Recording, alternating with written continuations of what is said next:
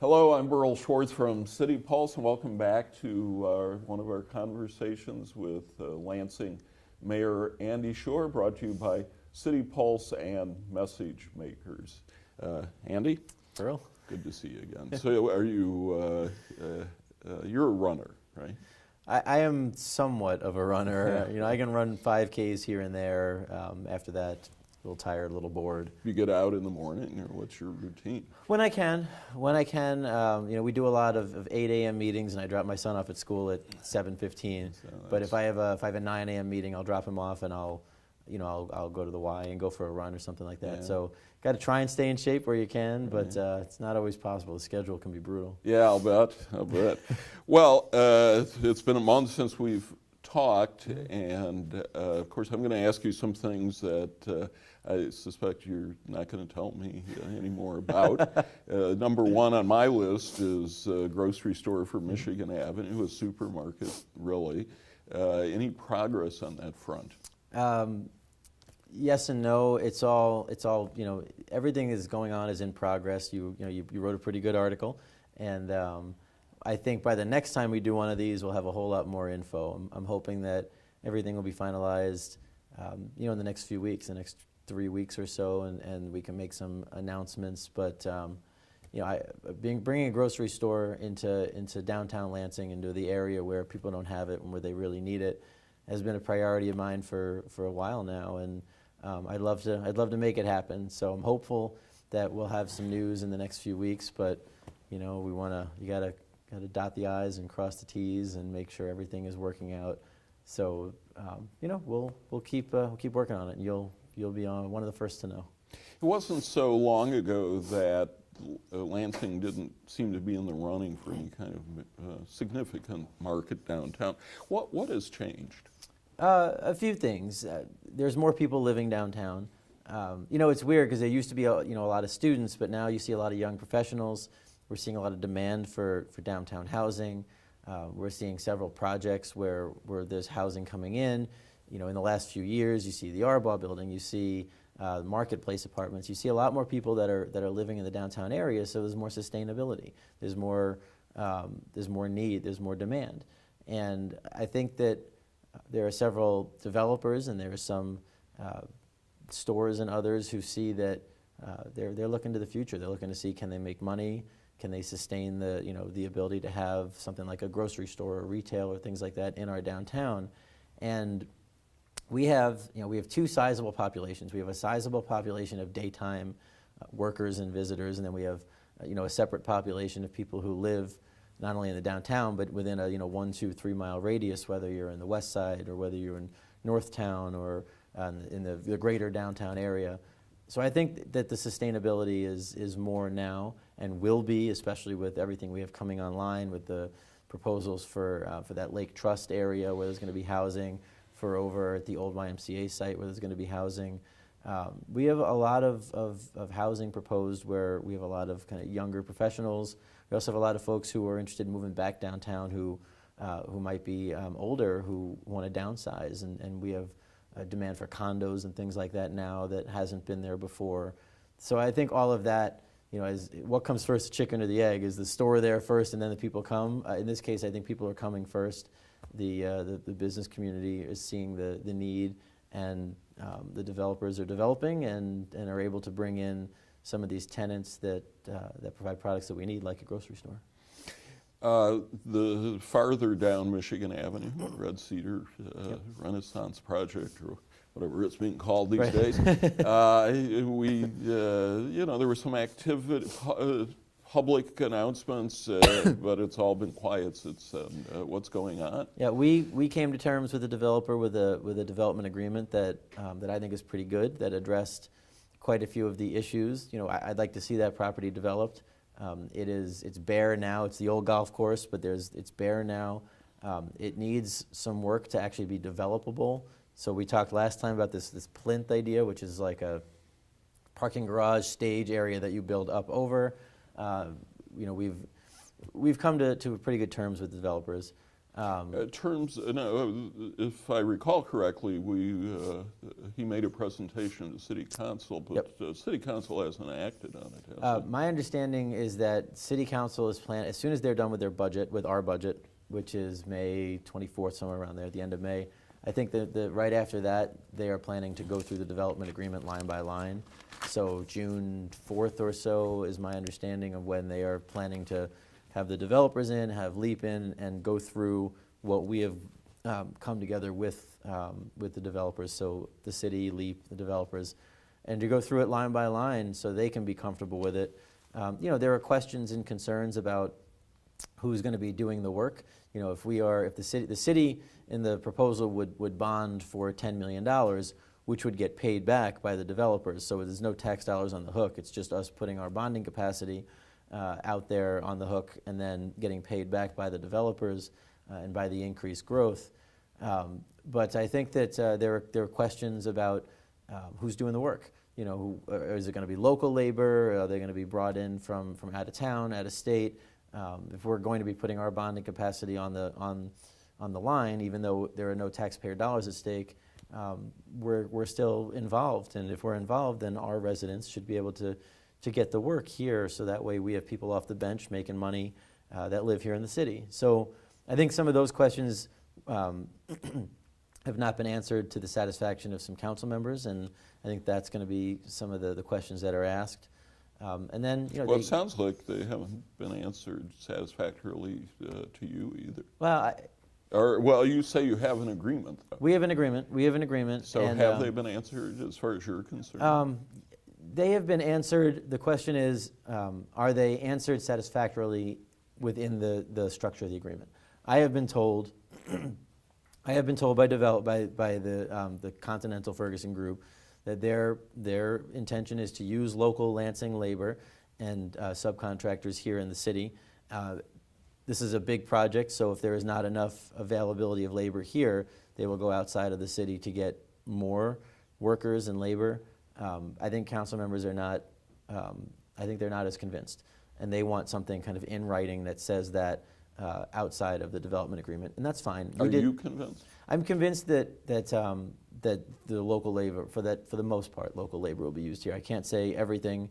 I can't say some of the specialties. I'm convinced that they will do a good enough job that yes, I would. If I were there, I would be voting for it. We put it forward. We got something like 70% of what we wanted. One of the questions I have heard from council members, from folks in the community, is do people come in and then they don't pay taxes, or they're not licensed here and things like that. We did put into the contract that we would use a company that would check those things.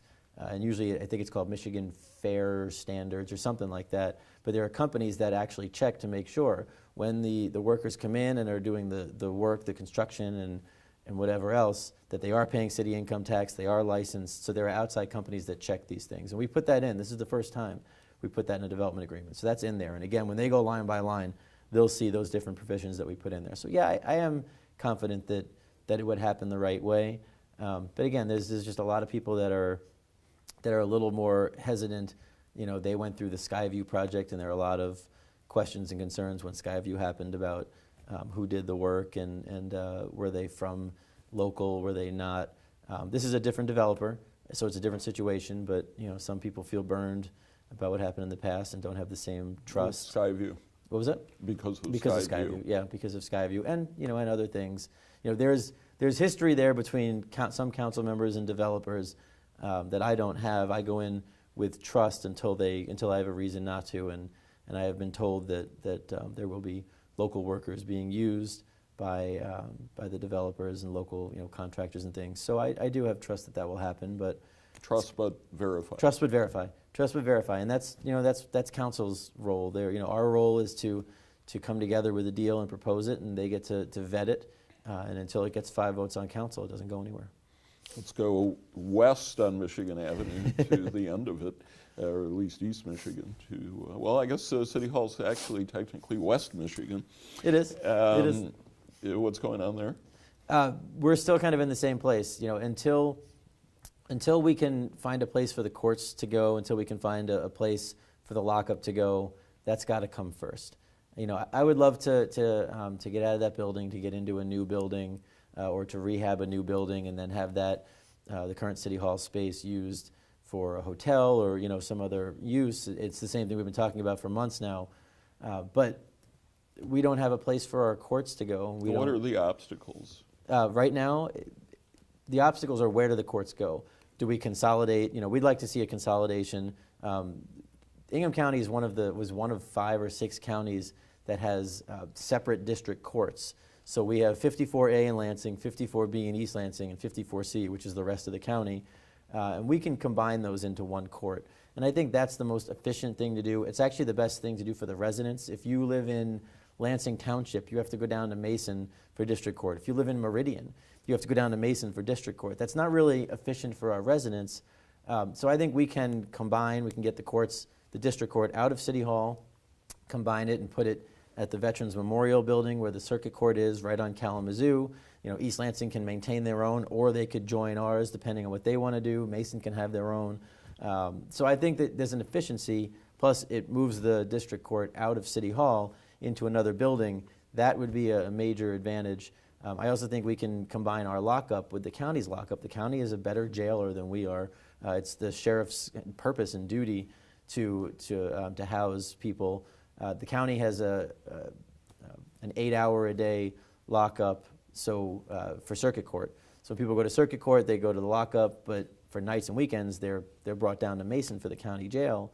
If our 72-hour lockup combined with the county, it would be more efficient for them. It would be better for us. It would be safer for the inmates. It would be a newer facility. So it's a win-win. It is a win-win. So what are the problems getting there? Just the numbers. The numbers. You know, you have to for the courts. We have to build on top of VMC. There's that parking lot, and it's buildable.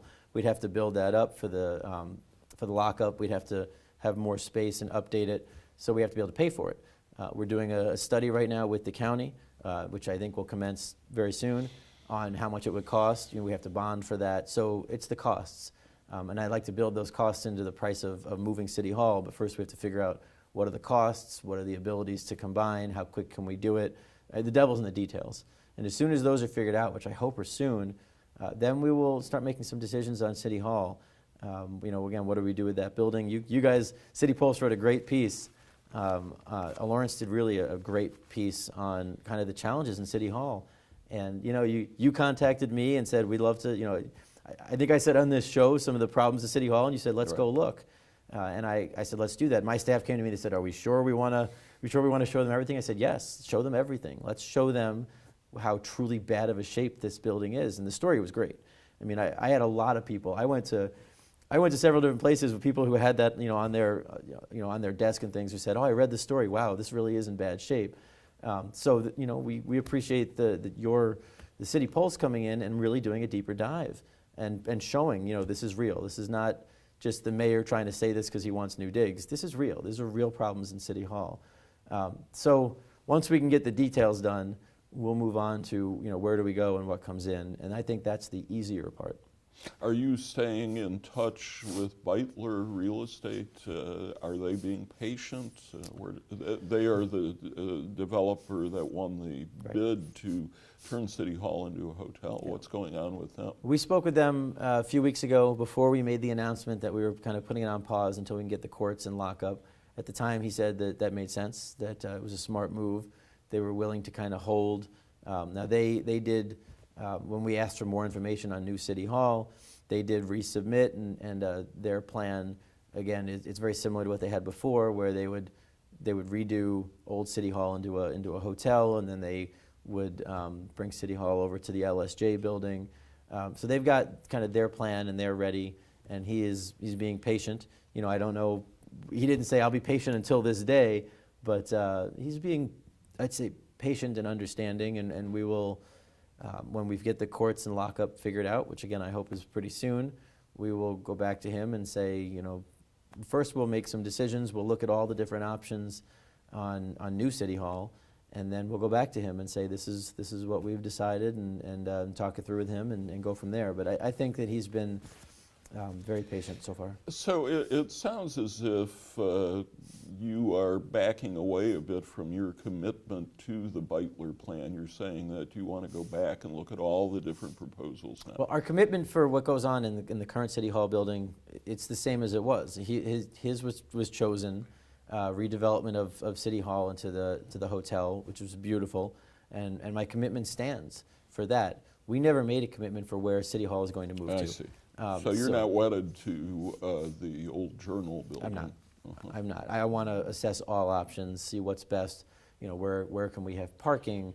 What makes sense for bringing some departments into City Hall? We want to have a payment center, so you don't have to go to parking services to pay there, and Treasury and all these different places. We want it to have a functional City Hall that makes sense with the departments that need to be in there, with the mayor's office, with City Council. And I think that the State Journal is clearly it's an option. It's a very good option, but we have several pretty good options. And additionally, we have to be able to afford it. Some proposals are $40 million, some proposals are $50 million. There are other ways to do it. So we need to assess all the options. We can have the best thing in the world, but we have to be able to afford it. And ideally, the new City Hall, the old City Hall building, which becomes a hotel, will be able to fund whatever it is we move into through tax increment financing, other things. I'd like to be able to take the dollars that we make from a new hotel in the old City Hall plaza and use that towards funding a new City Hall. And again, if any of these developer projects are too expensive, then we have to take that into account. And that was in the information we sent them, so that we said that right up front.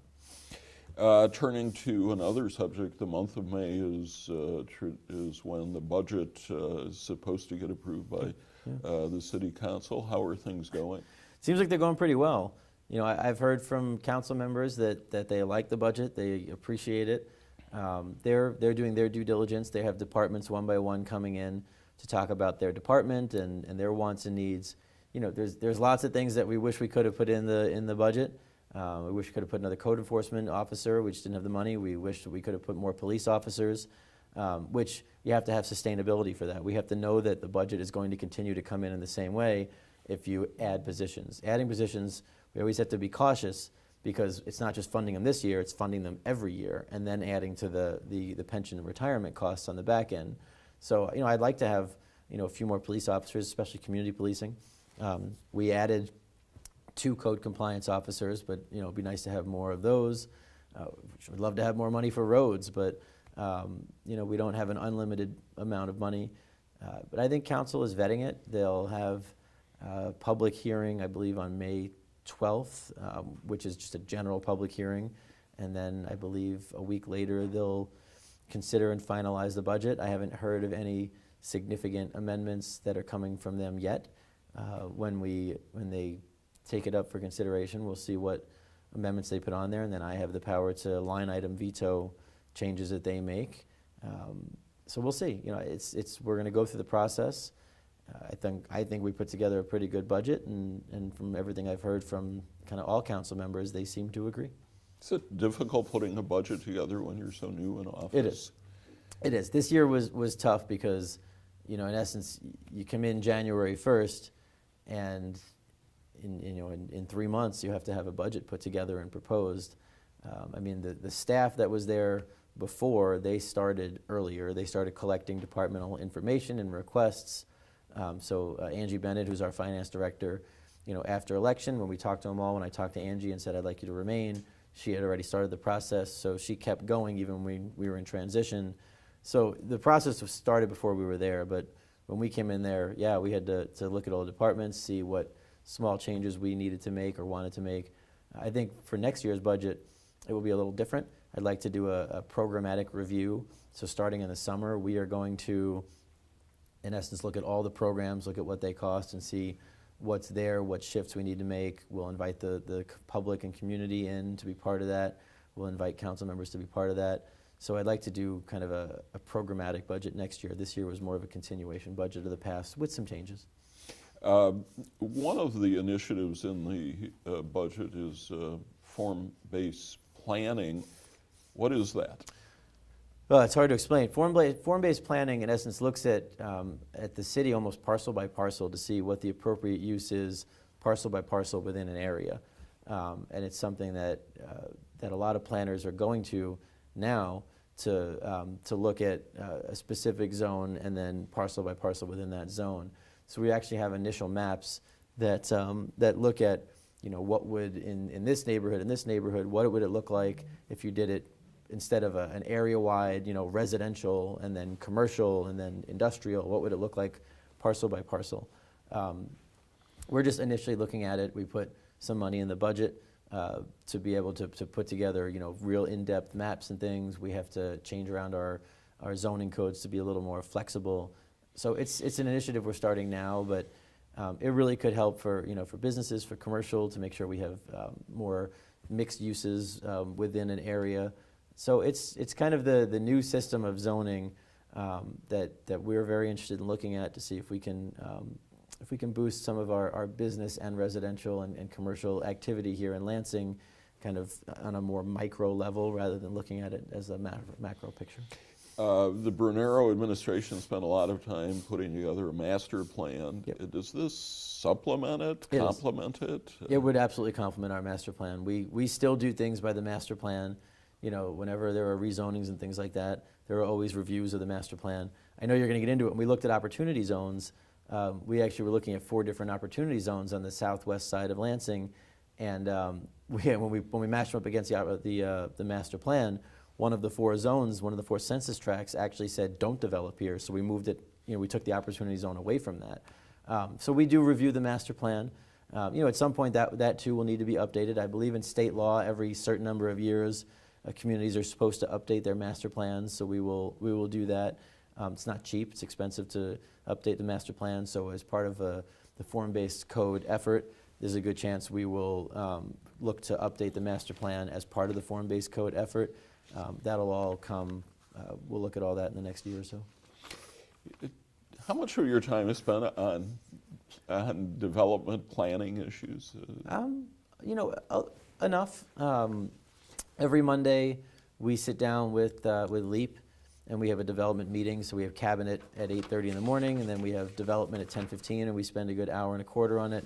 And then after that, you know, quite a bit of time, you know, during the week as people come to us, developers come to us. You know, sometimes I'm driving around and I look at different areas and I say, hey, this would be a great place to be redeveloped. I was dropping my son off at school this morning and looked at a few areas. We're starting to look at kind of proactive development. How do we look at swaths of the city and say, what would be really good here? We went down to Jackson, and in the city of Jackson, they do that. They went through their corridors, and they, in essence, took pictures, and they worked with a developer, with a design company, and they sent these pictures to the design company and said, we think, you know, mixed use would be great here. Can you send us a design? The design company sent them back pictures, and they went out and they marketed pictures to developers. They say, can you build this? Can you build this? Once you can visualize it, you really, you know, then it almost becomes more real. And we're starting to look at some of that. You know, a lot of people come to me who want to do development in the downtown area, and we want that. We welcome that. But we also want a lot on our corridors. We want to see Cedar or Grand or, you know, Grand River or MLK. You know, we want to see some more development in those areas, mixed use buildings, office, retail where we can, commercial space. So we're starting to kind of do some envisioning. I think as the summer is here, it'll be a little easier to do some of that. So a lot of it, but we also spend significant time on neighborhoods and time meeting with each of my department directors and making sure that we know, you know, where the roads are going to be fixed and asphalted over and things like that. But how do you incentivize it, though, for developers to go places where they are not, isn't their first priority? Yeah, well, we'll work on tools. We'll work on, you know, should we be doing brownfield TIFs? And brownfield TIFs we'll do where there's public improvements that are needed. For an example, the old EDS building, you know, that was bought by a company that is doing storage, but now we're looking at what surrounds the EDS building. There's that Hungry Howie's, and there's kind of some open space and public space there. Can we use a tax increment finance district to improve the public space over there and make that look a lot more, you know, nice and welcoming? Some of the entrances to the city down at Jolly and Dunkel, you know, there's some folks who want to do some work down there, and we're looking at it and saying, okay, you want to do work, but what can we do for the public space to make this welcoming, to show Lansing's time is now, to show incredible community. How can we use TIF dollars, which are reimbursements. TIF dollars means that they build what they're going to build, and then they spend more money for the cleanup or the public infrastructure, and then we reimburse them from increased future tax dollars. So it's not like we write someone a check up front, because we can't afford that. Right. So we utilize those tools. If it's an old building and we can use an obsolete property tool, then we do that. But a lot of times that's more in the downtown. There's not as many kind of older buildings on the corridor that you're going to rehab, but we're willing to do it. So we kind of utilize all the tools in our toolbox. Mm-hmm. The Sunday night I had dinner at one of the places that just reopened from the flood, Cheesesteak Philly. Yeah. I think it's, I never remember the name. It's a great place. I love the place. But overall, what did that cost the city, and what did you learn from the flood? That experience? Yeah. We learned a lot from the experience. I mean, the first thing I learned is that our staff is tremendous, and that we were very prepared. Because of the efforts that we took proactively, we saved Lansing about $2.25 million. Just putting the barricade up right by the Philly cheesesteak place and by Green Dot Stables, and just putting that barrier up, we saved a few hundred homes in Urbandale, and it was a great effort. Being proactive in getting people to evacuate, being able to log all the damage. We just announced maybe a week or two ago that we expect that we're applying for money from the state, from the feds, about $100,000. We tallied our costs directly, which is about $200,000. So we are applying for the $100,000, which is the maximum that we hope and expect to get. Citizens were able to apply for money individually. If they were lower income, the limits were raised by the state. So we were able to get them some money for flood damage and things like that. We learned a lot in terms of being proactive, declaring. It was the first time in Lansing's history that we proactively declared an emergency before the emergency happened, to let folks know it was coming, and that's a risk. You declare an emergency and then nothing happens, and then you have egg on your face. But it worked out. We took some risks, and it worked out. And I wrote a check to Green Dot Stables.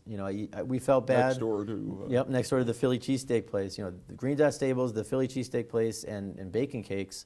None of them are in the city. They're all in the township. But when we put that border up, now they were getting flooded anyway. But we kind of held the water there, so so the water stayed, and they got flooded. And I felt bad.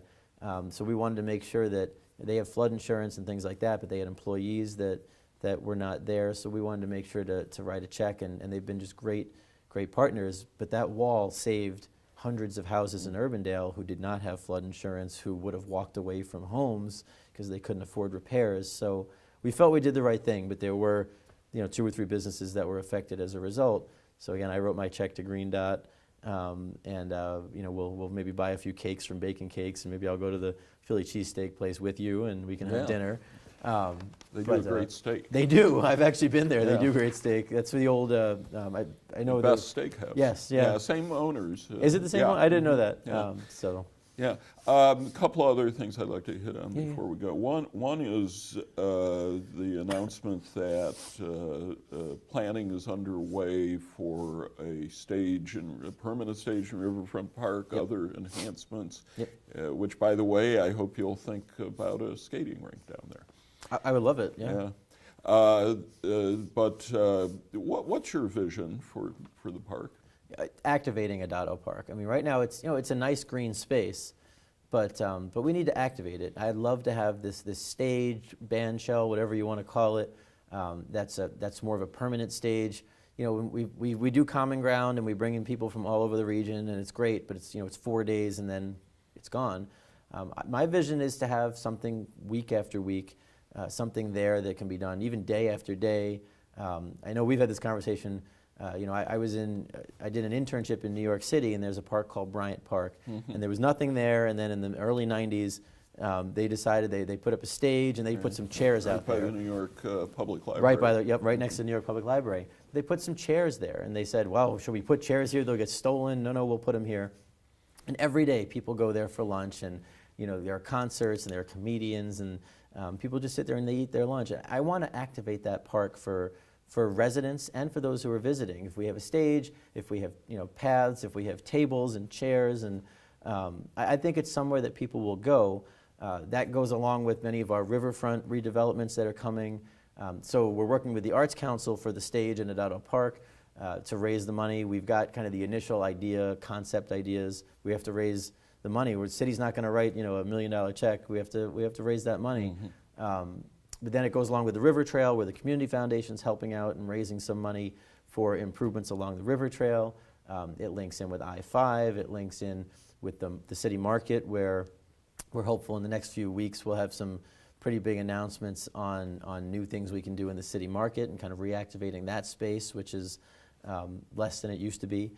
So I think there's a lot of things that we can do, making Lansing more exciting for recreation. Again, you're a state worker, a city worker, and you want to have lunch, so you walk over to the park and you sit there and you have lunch, and there's a concert going on, and weekend after weekend you can get some bands and things like that, maybe an A-list band once a month or so, and then the rest you have local bands that are there. We do concerts in the park all around the city, so it'll be part of that. Really engaging the arts and engaging performing arts and things within that space. I think it would be awesome. We went for lunch at LCC a week or two ago, and you look out the big windows at the building there, and it's just an open green space. Right. And I'd like to see it an open green space with a lot of people there. The stage and the trails and the tables and the chairs and things like that can really activate that space. And the Arts Council has been great in terms of helping us with concept and how we're going to work on that in the future and what it'll look like. It's probably still a year or two away, because we have a fundraising campaign, then you have a lot of work that has to be done. But that's our vision. Of course, six months out of the year, you won't be able to do that. But sure. A skating rink, yes, that would. Well, I'm fully on board with that. One of the things that we're actually looking at even right now is what parks can we flood. A skating rink doesn't have to be the dome right. that we had at Washington. I used to bring my kids to the dome at Washington Avenue, but it was expensive. Can we flood a park? I mean, literally, we're looking at, can we grab some borders, put them around in a park, flood a park? Do we need to rent skates, or can people just come with their own ice skates and just skate in parks? So we're going to do that in 1 or 2 parks this winter. One of the greatest neighborhood improvements I've seen is Beacon Field, the soccer field, yep. A block or 2 from me, because yes. anybody can show up during the time it's open and yep. play a pickup game of soccer. Yep. My chief of staff lives also, a block or 2 down, and they're at Ferris Park almost every day with their son, and there's always people in the winter right. even. I mean, you've seen it. Even in the winter, if there's no snow on the ground, there are people playing soccer there. Yeah. And we're going to actually duplicate that model in South Lansing, in Southwest Lansing, down the Pleasant Grove and Holmes area. We're looking at creating Beacon 2. So that way, we've got one on the north side, one on the south side. But it's, it really is, and it was crowdfunded. So the city put in some money, but that was crowdfunded. So we put in some, and you had just people contributing to it. It's a tremendous asset. What can we do around that asset to make sure that we're maximizing it? But I think it's been tremendous. And in the old, Beal and Flowers space there, when they do some redevelopment there, you've got people playing soccer. So you're seeing some redevelopment in the non-traditional parts of the downtown. People think of the downtown, they think of Washington, they think of Michigan, but over, where you are, over by Ferris Park, we're doing some work there too, and I think that's really important. Finally, I understand you're taking a look at downtown parking. What's up with that? We are. We're looking at a lot of different pieces of parking. We were just rated as like the worst parking in the nation by a blog. Lansing has surface lots everywhere. We have tremendous number of surface lots. Now, most of that, not most, a lot of that is the state. If you go over by the Hall of Justice, you go over by that Capitol Complex Mall, they've got 3 or 4 huge, wide open surface parking lots. Now, during the day, Monday through Friday, they're full. These are where state employees park. Again, my chief of staff, Samantha, will tell you that weekends and night times, she brings her kid there to ride his bike because it's this big open concrete nothing. Mm-hmm. So we've had conversations with the state, and we'd love for them to build a parking garage, take all that space they have and go upwards with it, and then we can use that space for other things. I don't know if they're going to make that investment, but we're looking at our park. We've got parking lots all over the place in the downtown, the east and west of the river. And so we'd love to do some kind of a parking garage west of the river and then take several of those parking lots and develop them. We've got a hotel interested in one of the parking lots, and we'd love to have that happen and go up, but we need to figure out where those people are going to go that are parking now, and we need to know, we would have a huge revenue loss because we make revenues on that surface lot. So, parking garages are expensive, but we think that we'd like to stack parking upwards and take many of these lots and use them for better activation. Again, you can create a parking garage as part of a bigger building and kind of hide it and mask it. We do have the Townsend ramp, which is downtown. It's a 3 or 4 story or 5 story ramp next to several buildings. We own the air rights over there, so we can always look at what do we do with the air rights. Can we build over that and kind of mask and hide the parking garage? So we're looking to go upward so that we can use some of the space that we have more effectively for other buildings, for hotels, for office space, for retail, for anything that's not just a surface parking lot. Conversely, we've got that garage or ramp on on Grand Avenue that takes up valuable riverfront space. It does. You're talking about the accident fund ramp, or you're talking about our? You mean our no, ramp? I'm right talking behind about the one. Yeah. The city. We'd love to. I'd love to maximize kind of first floor space there. Now our offices are there. We've got our planning and development offices and our neighborhood offices. They're all kind of on the first floor there. No, I'm talking about on Grand Avenue on the. I'm thinking Capitol. On the south side of Michigan. Yeah, I would. Sorry about that. I know what you're talking about. It blocks the river. Yeah, I would love to open that up, but we need the parking space. That's taking out that ramp would take out a tremendous number of parking spaces that people are using downtown. Mm-hmm. This is something where you inherit what you have, and I would not. I don't like to see things that block the river. We want to maximize the river. We want to open the river. Sometimes you have to live with what you come in with. All right. Well, that's a good note, I think. Yeah. To stop on. Thanks so much. Hey, anytime, bro. Thanks for having me. All right. Well, that's it for this conversation with Lansing Mayor Andy Schor. Hope you enjoyed it, and we'll be back with another one in about a month.